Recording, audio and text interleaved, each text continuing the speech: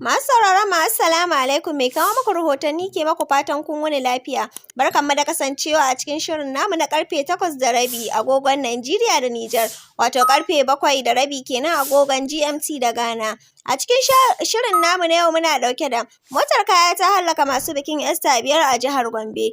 Wani hatsarin mota ya yi sanadiyyar mutuwar aƙalla mutum 5 yayin da wasu 8 suka ji raunuka a ƙaramar hukumar Billiri ta jihar Gombe. Lamarin ya faru ne a lokacin da birkin wata mota ɗauke da kayan abinci ya shanye, inda ta kutsa cikin dandazon jama'a da ke gudanar da bukukuwan Easter na mabiya addinin Kirista. Wata da ke halartar bukukuwan kuma ta shaida lamarin ta faɗa wa BBC cewa ɓacin rai ya samu mutane suka ƙona motar nan take.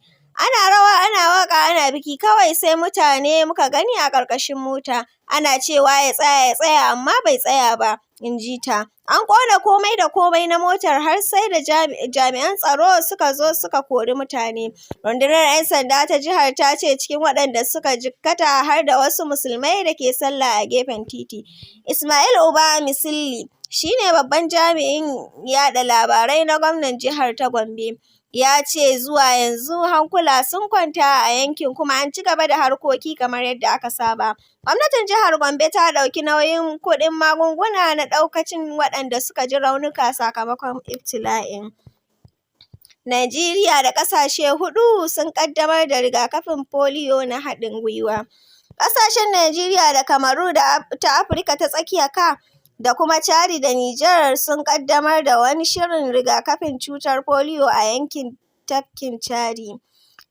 Shirin na sa ran yi wa yara aƙalla miliyan 83 rigakafin.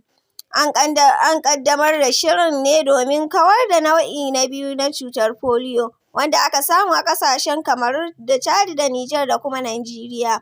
Wani rahoto da aka fitar ya nuna cewa an samu yara jimillar 210 da suka kamu da cutar a ƙasashe 4, amma ba a samu ɓullarta a Jamhuriyar Afirka ta Tsakiya ba.